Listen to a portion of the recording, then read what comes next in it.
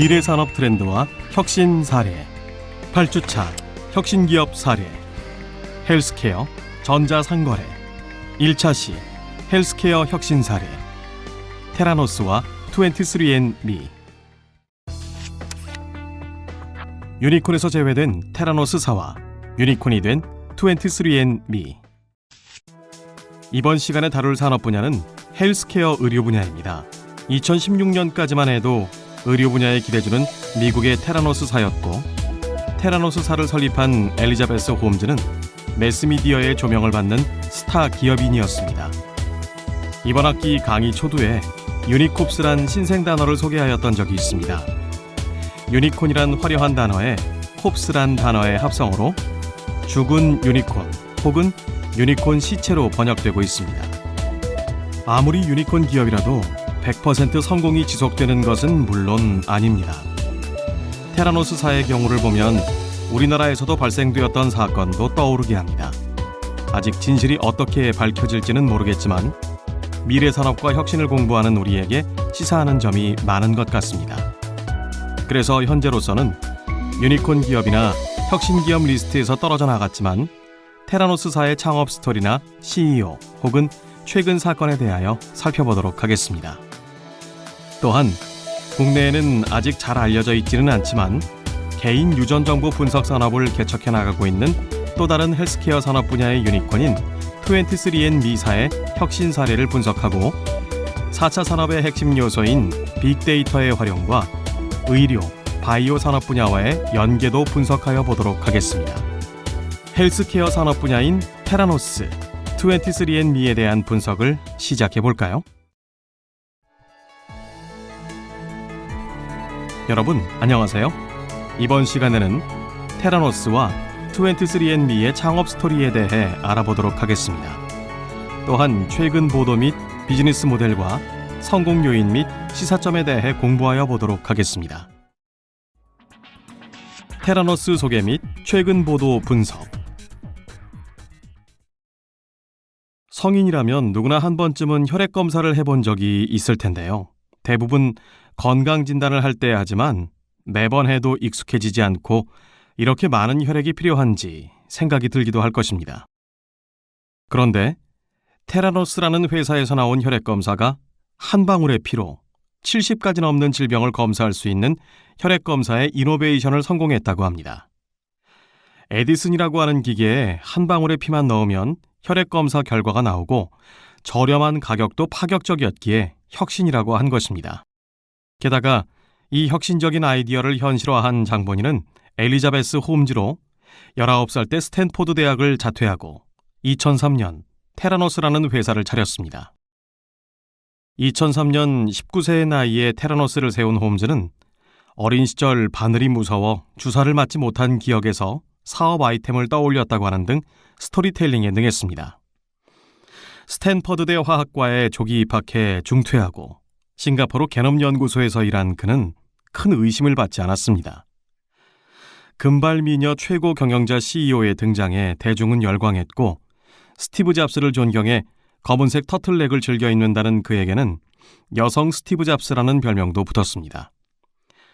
국무부 재무부 장관을 역임한 조지 슐츠와 국방부 장관을 지낸 빌 페리 스탠퍼드대 명예교수, 헨리 키신저 전 국무부 장관 등 거물들을 회사의 이사로 영입했습니다. 팔뚝부터 내밀어야 했던 혈액검사는 역사 속으로 잊혀지나 싶으면서 그렇게 사람들의 꿈을 배경으로 엘리자베스 홈즈가 이끄는 테라노스는 기업가치 90억 달러에 이르는 실리콘밸리 유니콘이 되었습니다. 2016년 10월 더 월스트리트 저널에서 테라노스를 탈탈 털었고 결국 CMS는 홈즈의 실험실 운영을 정지 처분시켰습니다. 사태를 이렇게까지 만든 이유는 크게 두 가지. 하나, 부정확한 혈액검사 결과와 둘, 혈액검사 대부분을 기존 혈액검사 기계로 했다는 점입니다. 그리고 의혹을 더 깊게 만드는 이유는 첫째, 공개하지 않는 기술, 둘째, 초창기 이사회 구성이라고 볼 수 있습니다. 현재까지 홈즈의 반론을 여러 언론을 통해 보면 테라노스의 품질관리부서가 제대로 설치되어 있지 않아 검사 결과가 부정확할 수 있다는 점이고 개선하겠다는 자세입니다.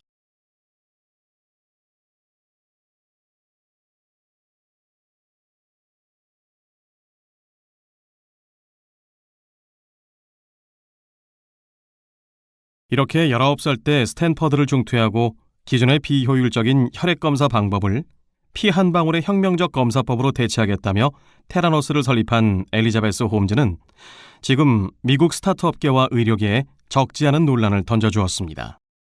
홈즈는 주사바늘에 대한 개인적 공포로 혈액검사 방법에 관심을 갖게 되었으며 전통적으로 주사기를 통해 다량의 혈액을 채취하는 것을 개선하기 위해 고민했다고 합니다.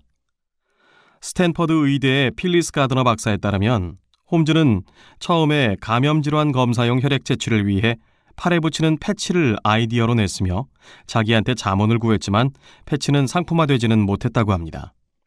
단지 기초적 공학적 훈련과 백지 상태에 가까웠던 의료 지식을 갖고 있었던 홈즈는 2005년 영국의 생화학자로 극미량의 액체 시료를 다루는 시스템을 연구하던 이안 깁슨을 만나며 큰 전기를 맞습니다.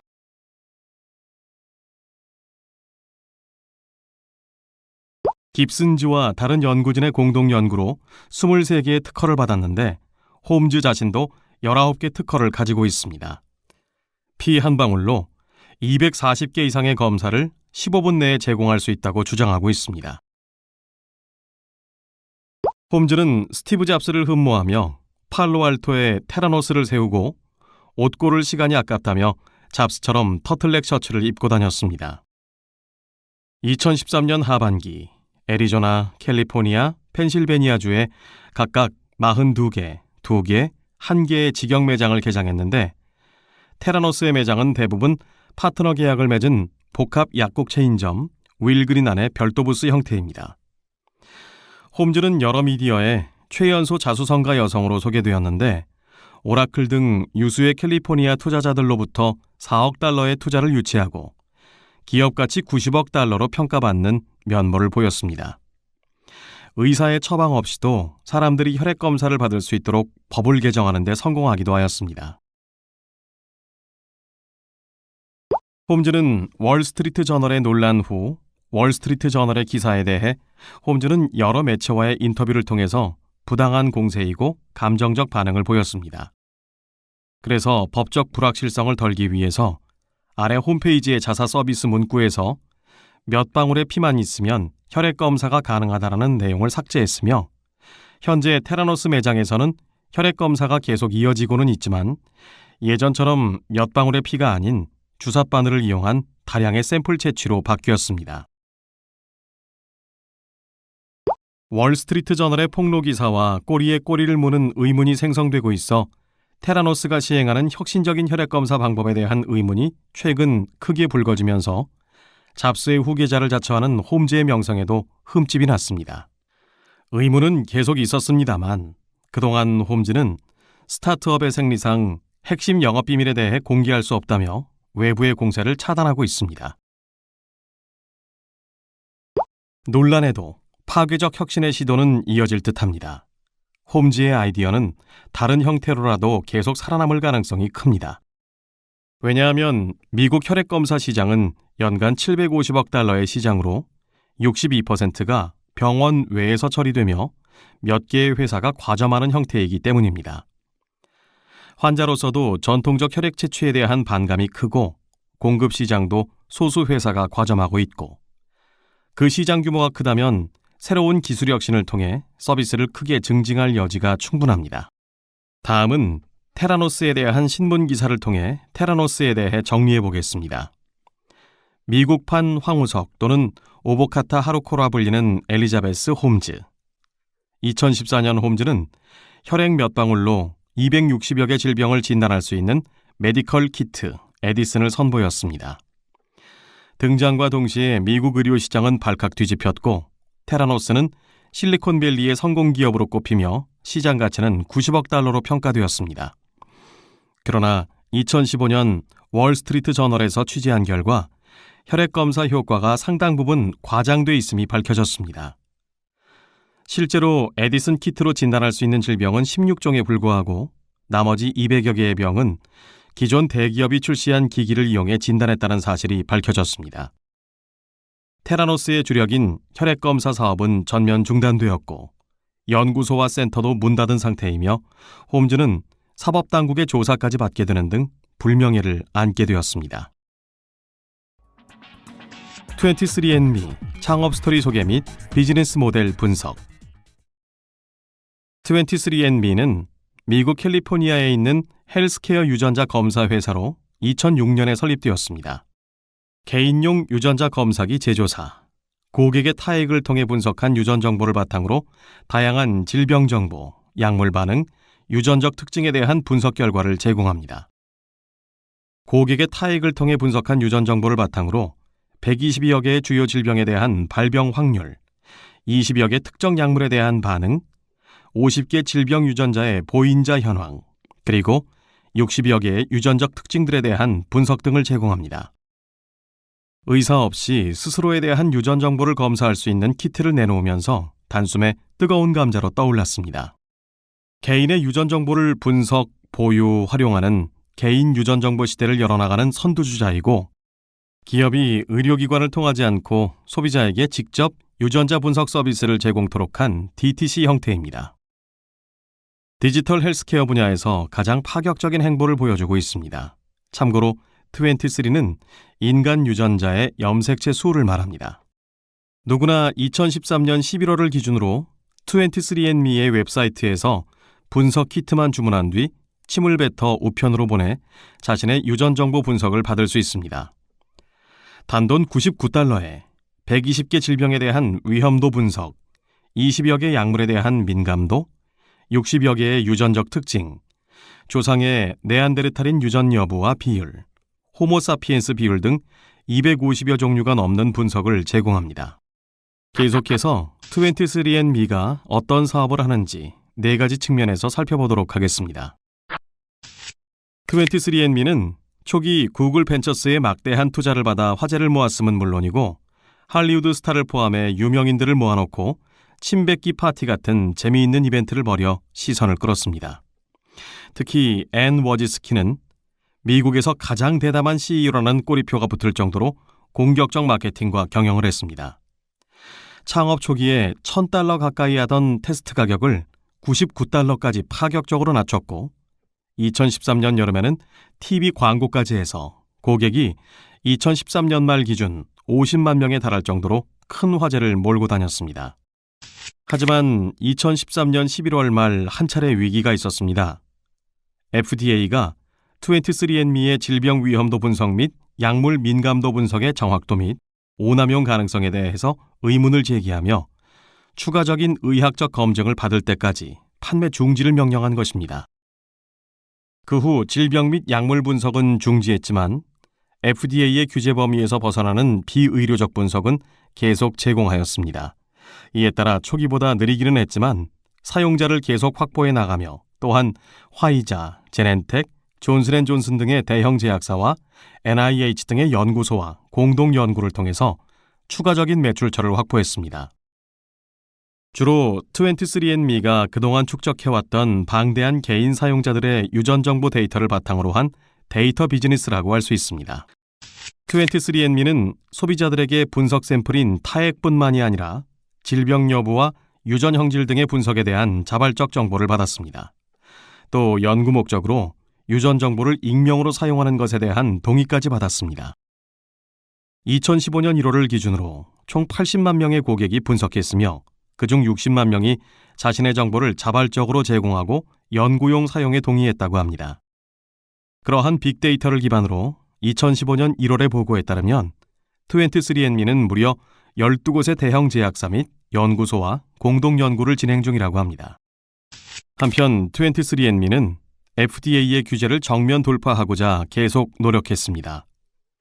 2014년 6월에 FDA로부터 블룸 증후군이라는 하나의 유전 질병에 대한 위험도 예측 검사에 대한 승인을 요청했습니다. 부모에게서 자녀에게 전달되는 유전 질병이며 2015년 2월 19일 FDA는 마침내 23andMe의 블룸 증후군 테스트를 허가하였습니다. FDA가 의사를 거치지 않고 소비자에게 직접 판매하는 유전자 테스트에 대해 허가한 최초의 사례입니다. 앤 워지스키와 린다 애비가 공동 창업했습니다. 워지스키는 예일대에서 생물의학을 전공한 후 캘리포니아 샌디에고대와 미국 국립보건원에서 분자 생물학을 연구했습니다. 2006년에 생물학자 린다 애비와 함께 창업했는데 그녀는 유튜브 CEO인 수잔 워지스키의 여동생이자 구글을 창업한 세르게이 브린의 전처로도 유명합니다. 린다 애비는 현재 다른 회사를 운영하고 있습니다. 이 회사는 공동 창업자 앤 워지스키가 다름 아닌 구글의 공동 창업자 세르게이 브린의 아내라는 점에서 더더욱 유명세를 타기도 하였습니다. 구글 이야기를 보면 세르게이 브린의 여자친구 집 차고에서 창업을 했다는 이야기가 나옵니다. 그 여자친구가 다름 아닌 앤 워지스키입니다. 스탠퍼드 물리학과 전 학과장 스탠리 워지스키를 아버지로 둔 그녀는 예일대학교에서 생물학을 전공하였고 10여 년간 월스트리트에서 헬스케어 산업의 투자 업무를 담당하다가 실리콘밸리로 돌아와 2006년 23andMe를 공동 창업하게 됩니다.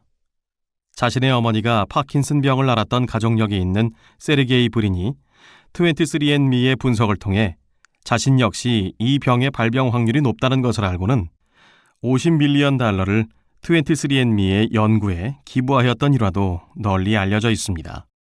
사실 23andMe는 유전 정보라는 다소 무거운 주제를 다루는 기업이었음에도 불구하고 이러한 주제를 약간은 흥미로운 접근 방식들을 통해 대중에게 쉽게 다가가려고 했던 것 같습니다.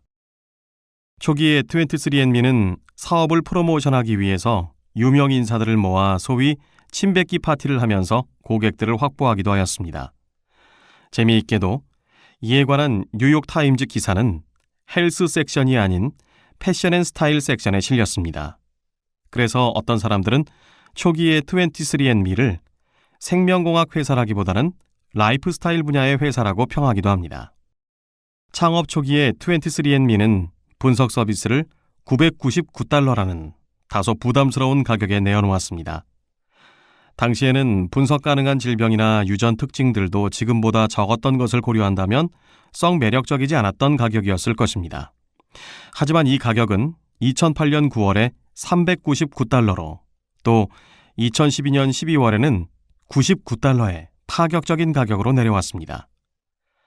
처음 제시했던 가격에 10배 가까이 내려오게 된 것입니다. 이는 IT 기술과 생명공학 기술의 발전의 탓도 있겠지만 앤 워지스키 자신이 블로그 포스팅에서 밝혔다시피 작년 말 $50밀리언의 새로운 투자를 유치함으로써 서비스의 가격을 파격적으로 낮추어 더 많은 고객들의 유전 정보 데이터를 확보하기 위해서였습니다.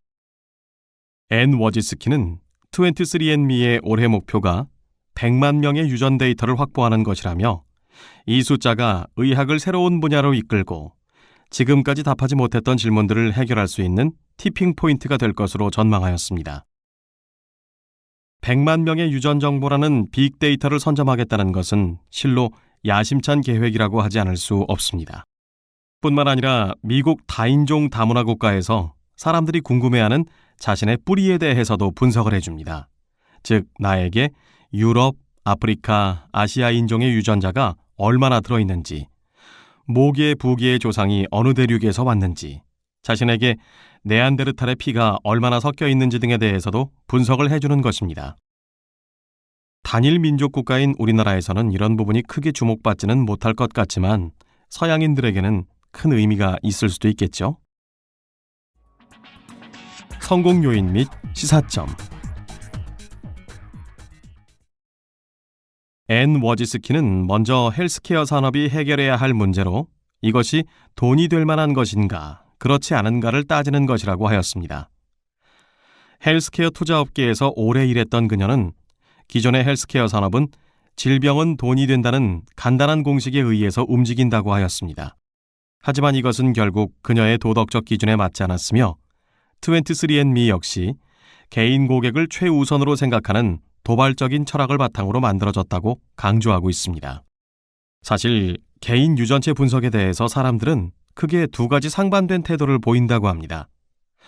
아직 의미 있는 게 아무것도 없잖아 라는 것과 이것은 엄청나게 중요하며 이러한 정보는 엄격한 관리가 필요하다는 것입니다. 앤 워지스키는 이 두 가지 의견 모두 일리가 있으며 유전학이 만능은 아니지만 유용한 도구인 것은 확실하다라고 언급했습니다.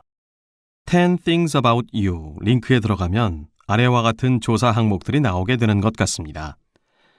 밝은 햇볕에 노출되었을 때 재채기를 하는지, 아침형 인간, 올빼미형 인간인지, 깍지를 꼈을 때 어느 쪽 엄지가 위로 올라오는지 등 사소해 보이기까지 하는 특징에 대한 조사를 하는 것입니다. 하지만 이러한 사소한 특징 이외에도 23andMe는 파킨슨씨 병 등 전토의학에 관련된 유전학 연구도 실시하고 있습니다. 특히 파킨슨씨 병은 23andMe가 집중하고 있는 분야이며 관련 유전자에 대해서 특허도 보유하고 있습니다.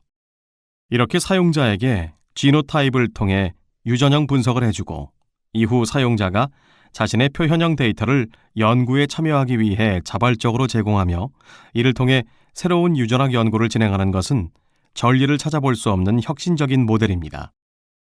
무서운 점은 이렇게 고객들로부터 자발적으로 피드백받은 데이터를 차곡차곡 쌓아나가면서 23andMe 분석의 정확도는 더욱더 정확해질 것이며 새로운 유전형, 표현형의 관계도 계속해서 밝혀질 것이라는 점입니다. 만약 23andMe의 목표대로 만약 향후 100만 명의 사용자들의 데이터가 쌓인다고 한다면 그 파급 효과는 어마어마하게 커질 것입니다. 강연에서 앤 워지스키가 언급한 바에 따르면 고객 중 81%가 10개가 넘는 연구 질문에 답하고 있다고 하며 매주 100만 개의 표현형 데이터가 축적되고 있다고 합니다. 그리고 웹페이지를 보면 파킨슨씨 병의 경우 이 연구에 대한 참여자가 벌써 10,000명이 넘었다고 합니다. 정말 그녀가 이야기한 두 가지 인간의 본성, 자신의 정보를 공유하고자 하는 욕구와 다른 사람을 돕고 싶은 욕구가 잘 발휘되고 있는 것 같습니다. 재미있는 점은 이렇게 상호 교류를 통한 연구가 최대한 투명하고 데이터를 제공한 참가자들을 존중하는 방향으로 진행된다는 것입니다. 참가자들은 마치 자신이 실험 대상체처럼 대해지기를 원하지 않기 때문이죠. 이들은 그들의 데이터를 이용해서 나온 모든 연구 결과와 논문들을 받아보게 된다고 합니다. 이렇게 함으로써 23andMe는 참가자들에게 이것 봐요. 당신이 이걸 정말 해냈어요. 정말 대단한 일을 하셨어요. 하고 이야기할 수 있기를 원한다고 합니다. 개인들의 유전자 정보를 빅데이터로 확보해 질병인자 보유 여부 확인, 친자 확인 등의 서비스를 제공하는 기업들이 늘고 있으나 앤 워지스키는 $99로 가격을 내림으로써 올해 안에 100만 명의 고객을 확보하기를 원한다고 하였습니다. 이러한 규모의 데이터를 확보한다는 것은 진짜 정말로 파괴적일 것이라며 자신들의 목표를 다음과 같이 말했습니다. 더 이상 무시할 수 없을 만큼의 많은 데이터를 만들어내는 것입니다. 이렇게 23andMe는 저렴한 가격과 다양한 검사 결과에 대한 온라인상의 입소문에 힘입어 고객 수가 꾸준히 증가했고 회사의 명성도 높아졌습니다. 2008년 타임은 23andMe의 유전자 검사 키트를 올해의 발명품으로 선정하기도 했습니다. 사실 $99라는 저렴한 가격으로 제공되는 개인 대상 유전자 검사는 큰 수익이 되는 사업은 아닐 것입니다. 그보다는 대량의 유전자 정보를 모으기 위한 창고로서의 역할이 큽니다. 유전자와 특정 질병 간의 연관 관계를 찾고 치료법을 개발하기 위해서는 대규모 유전자 정보에 대한 접근이 필요한데 이런 빅데이터 확보는 대형 제약회사에서도 많은 시간과 자금이 필요한 쉽지 않은 일이었습니다. 23andMe는 처음부터 개인의 유전자 정보를 대량으로 확보해 상업적으로 활용할 계획을 갖고 있었고 이를 위해 유전자 검사 신청자들을 대상으로 정보 공유를 적극적으로 요청했습니다.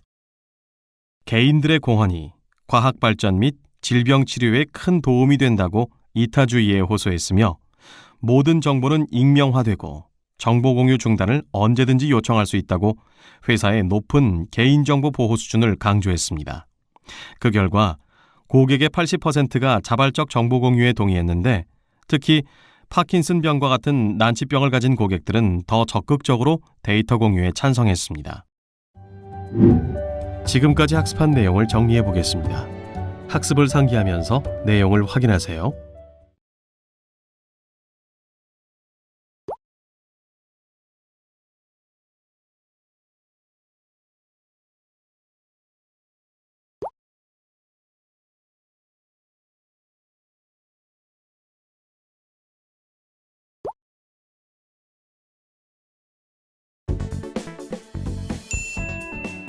수고하셨습니다. 이것으로 8주차 혁신기업 사례, 헬스케어 전자상거래, 1차 시 헬스케어 혁신 사례, 테라노스, 23andMe에 대한 학습을 마치겠습니다. 다음 시간에는 8주차 혁신기업 사례, 헬스케어 전자상거래, 2차 시 전자상거래 인터넷 소매 혁신 사례, 와비파커에 대해 학습하겠습니다.